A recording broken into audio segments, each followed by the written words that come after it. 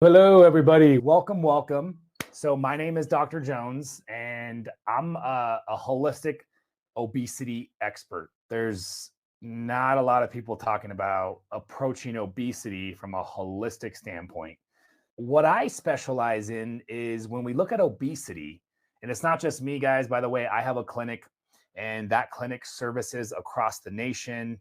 I have medical practitioners, so we take a collaborative approach. So it's a really awesome way that we approach our patient care.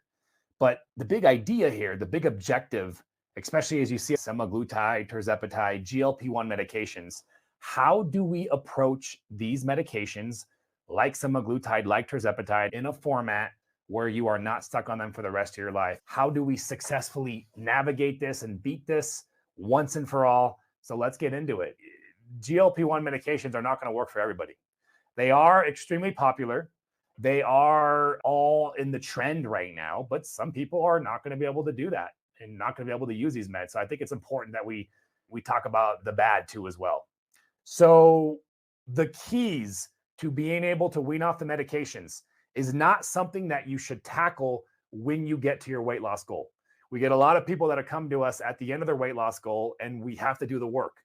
You should be focusing during your weight loss on how can I get to the point where I can wean off? Because I'll tell you right now, it's not what you do at the end of the goal that allows you to wean off and maintain your weight. It's what you do during the weight loss, which sets you up for success to eventually wean off and maintain your weight. Specifically, we have to look at the reason why it's difficult for us to maintain weight loss to begin with. And the main reason why we have difficulty maintaining weight loss is because that's what the disease obesity is.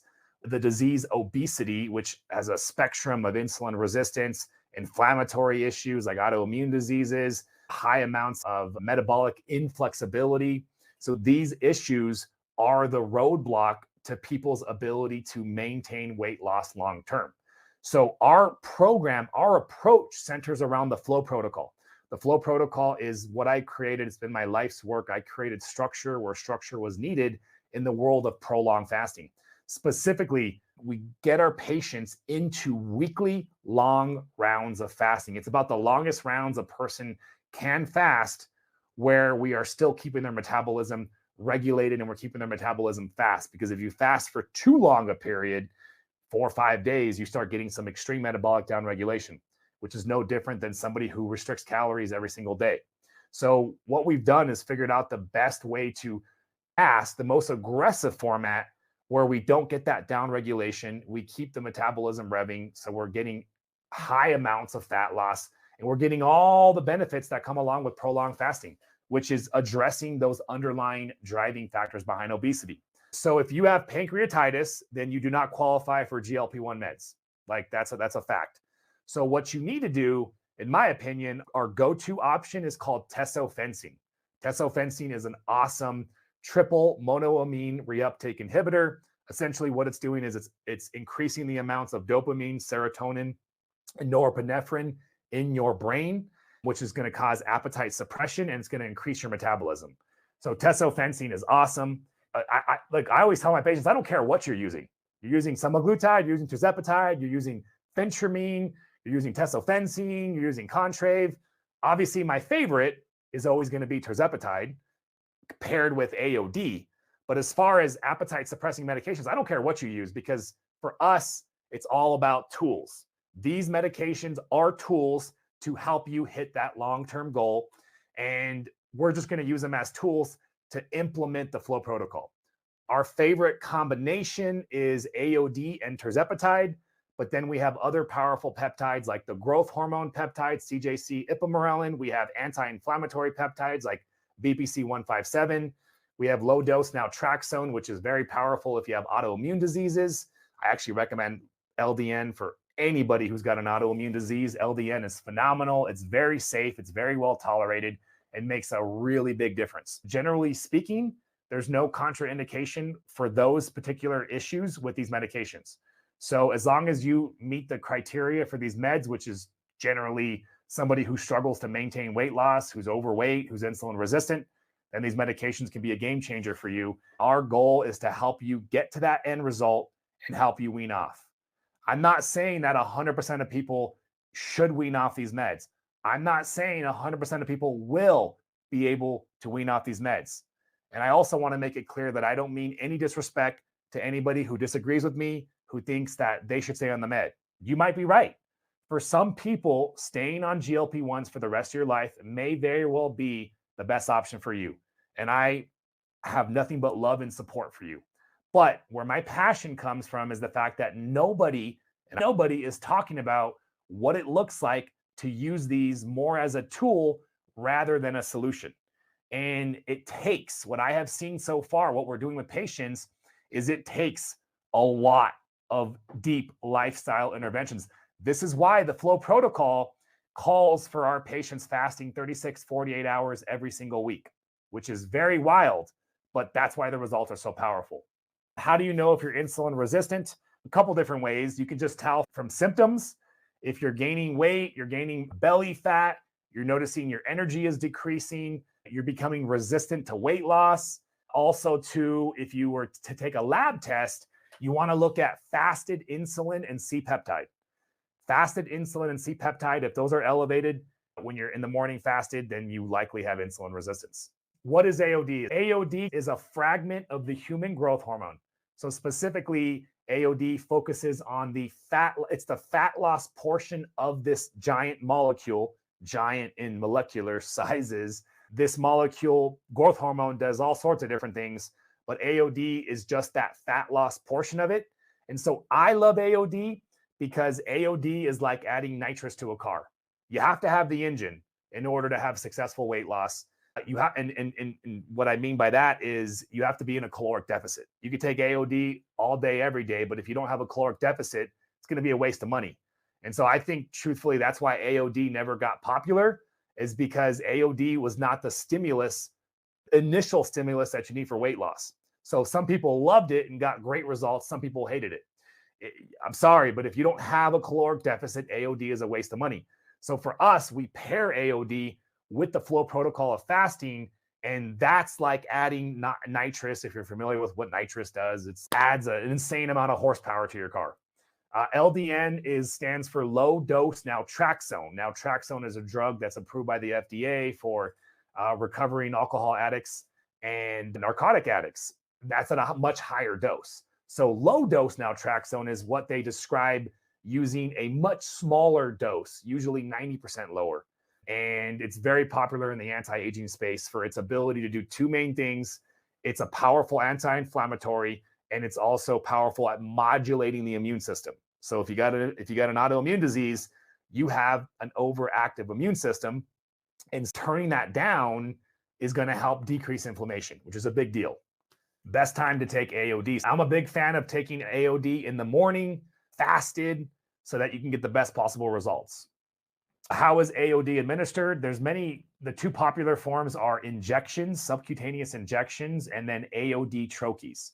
I don't like nasal sprays or creams or anything like that. I haven't seen enough data to see that it works. Plus, I've never seen it work myself. Troches, that's what we do right here. In fact, I have some troches right here. They're little squares. You pop them into your cheeks and they absorb through the blood flow. So I'm actually going to take one right now. So AOD, it's called your buccal mucosa, it's basically your cheeks. So you have a lot of blood flow. And so oral troches are put right there, and you just let it chill out there. You don't think about it. You're trying to not swallow it, and you're letting it absorb through the circulation there in that area of your mouth. And many different hormones and medications are administered via an oral troche. I like this. This is my favorite. This is our go-to for patients now because it works really well, and injecting every day sucks. I am day 3 into my fast.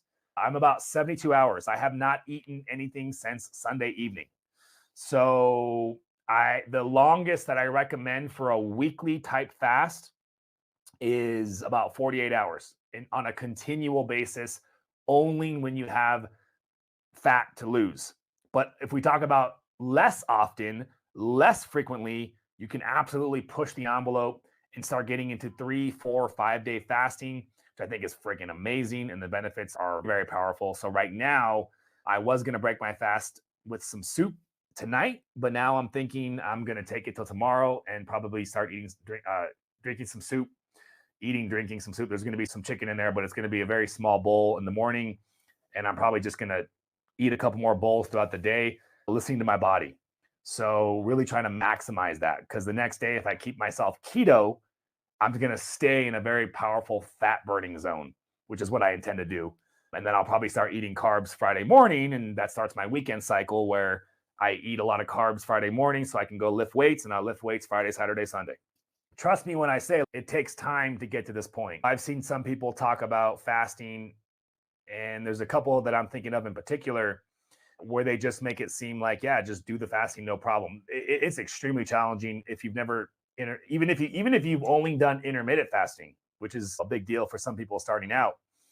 Getting into prolonged fasting is a whole nother ordeal. It's really like, it's a night and day difference, okay? Intermittent fasting is like drops in the bucket compared to what prolonged fasting does. And my protocol, the FLOA protocol, is the world's most aggressive prolonged fasting regimen. Because essentially what I did was look at, okay, on a weekly basis, what is the longest a person can fast on a weekly basis, where most people will not start getting into that starvation mode, that plateau mode. Because if we do that, then we're not going to get anywhere long term. And that's what I've created with the FLOA protocol. How long does it take for AOD to start working? Ultimately, it's only going to work if you're in a caloric deficit. So it's going to work as fast as a person is in that deficit to start losing weight.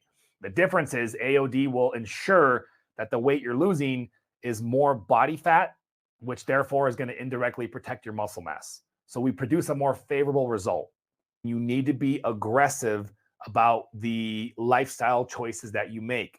Think of these medications not as the solution, but think of them as an opportunity for you to do your part, which is implement lifestyle choices. But for a lot of you, without the medications initially, it's a struggle to be able to get into that rhythm where you can accomplish and implement these lifestyle choices. What do these lifestyle choices revolve around? Fasting, improving the nutritional consumption, aka eating less processed foods, lowering your carbohydrate intake initially, right? Because I don't think ketogenic long-term is sustainable, but doing it for a couple months and then transitioning to more of a cyclic approach, I found to be the most successful. Optimizing your supplement protocol is a big deal because we can't be deficient of micronutrients. And then optimizing our lifestyles for stress and sleep. These are all the components, the pillars of successful, sustainable weight loss. Does AOD help with low energy dizziness? So if you start testing your blood sugar and you're definitely on the lower side, then we at least know what the problem is. And AOD may help with that alongside other things like exogenous ketones, MCT oil.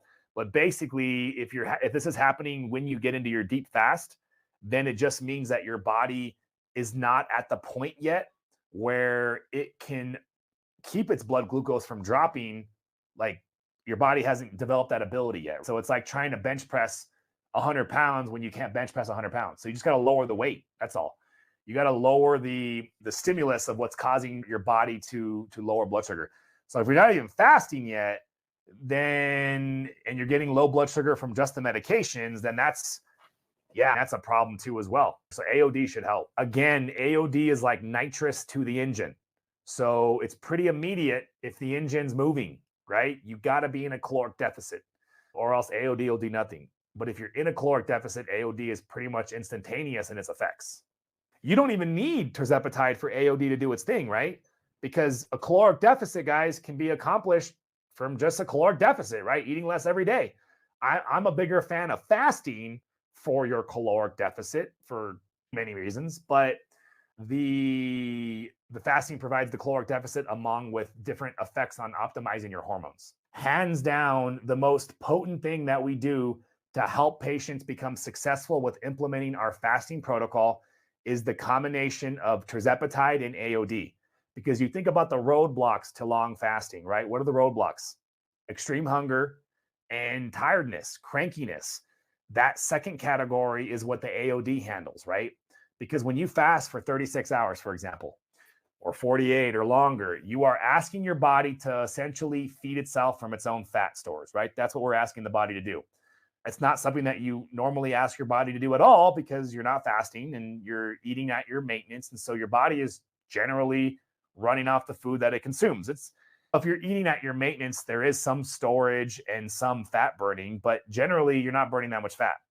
When you fast for 24 hours, 36 or more, you are now asking your body to meet its own energy demands, all from its own fat. So it has to access the fat, it has to mobilize it, it has to break it down, and it has to burn it to get its own energy stores and use to meet its energy demands.